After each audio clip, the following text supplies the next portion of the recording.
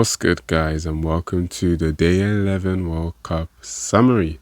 Now, we're looking at the final round of group stage fixtures in Group C and D.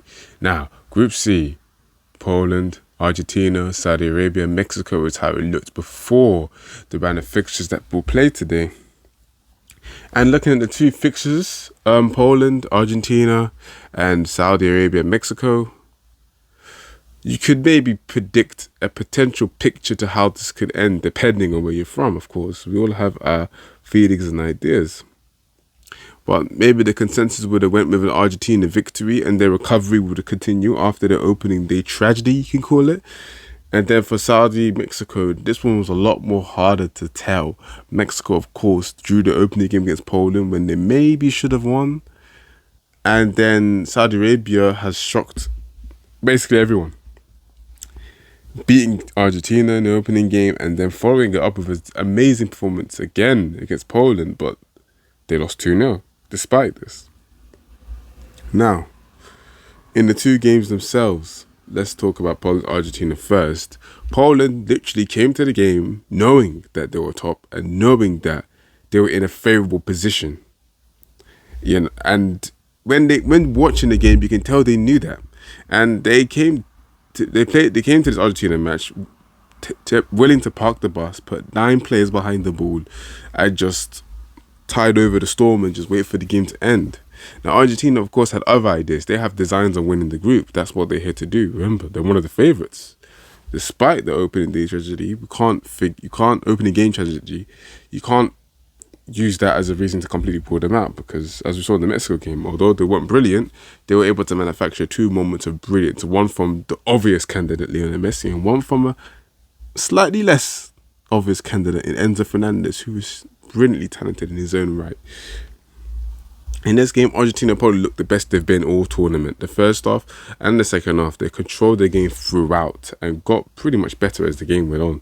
Obviously, the first half, it was quite tough to take in terms of the opportunities being created. So Poland were very compact, very solid. They wanted the ball to go out wide, and Acuna in particular struggled to create chances on that flank despite Messi giving them countless passes. Nonetheless, chances were being created. Messi, Di Maria were making the difference. Julian Alvarez was making great runs. Obviously, an interesting selection over Lautaro Martinez, who started the other 2 games.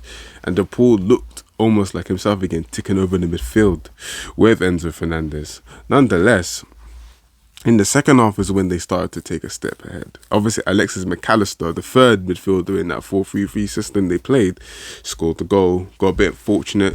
You know, it was a finish where it came off his right and hit with his right, came off his left, and it trickled into the bottom corner.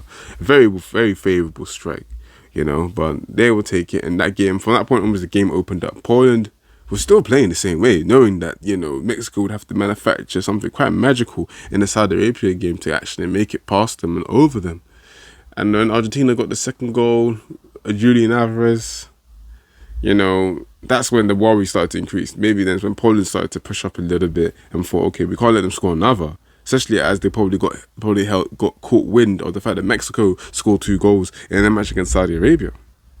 But they managed to hold over, and despite Tagliafico missing a chance, Julian Alvarez missing a chance, and Messi missing a chance, I believe, they were able to hold on and just lose just to 2-0. Because in the other game, where Mexico beat Saudi Arabia 2-0, you know, they were 1 goal off. At one stage, the 2 teams were divided by yellow cards. Fair play, guys. That's how close it was. It ended up being a goal difference, but at one point it was yellow cards. Fortunately, very fortunately for Poland, Saudi Arabia did score a last minute goal. Salem Al-Dosari, in a match that was pretty much chaotic and frenetic. Of course, Mexico came into that match knowing that a win would do, and a big win. Saudi Arabia looked impressive all tournament, and it didn't look like the level was going to drop until this game. Maybe when the pressure finally told, they started to look a bit, you know, weak at the knees, let's say.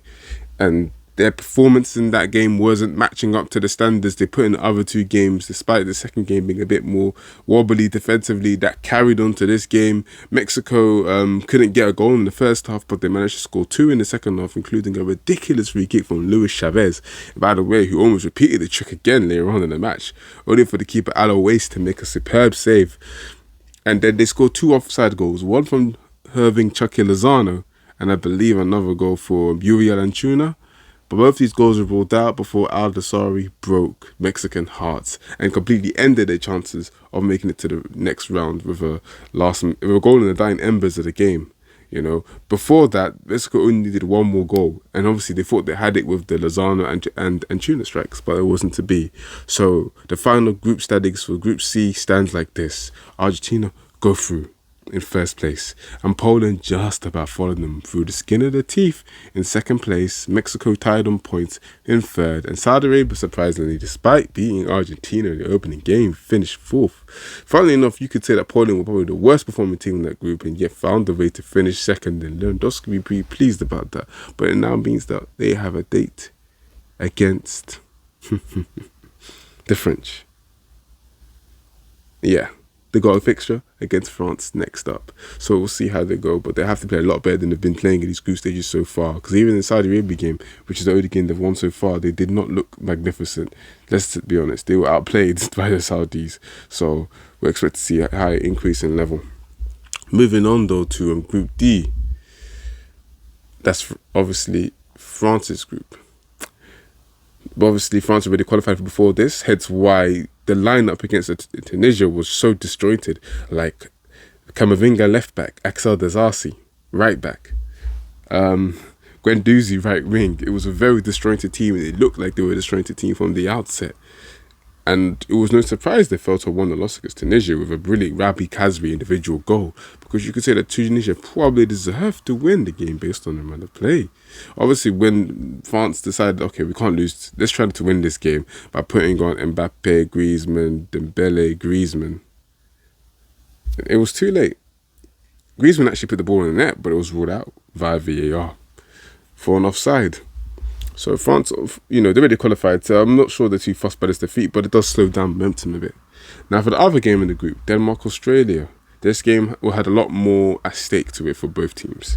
Denmark knew that they've been struggling in this campaign, and only a win will get them through to the next round, as they drew against Tunisia and Australia did not. Australia knew that avoiding defeat would guarantee them a place in the next round, depending on the results of the Tunisia game, which, as we know now, meant that Australia had to win their game, and so they did. A brilliant individual Matthew Leckie strike, where he twisted Joachim Mahler inside out and rolled it into the bottom corner via a nutmeg on Mahler, decided the game.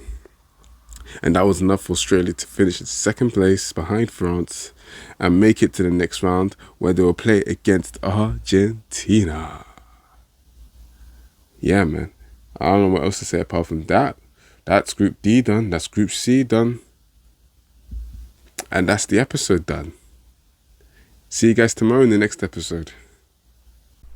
Mini Laje.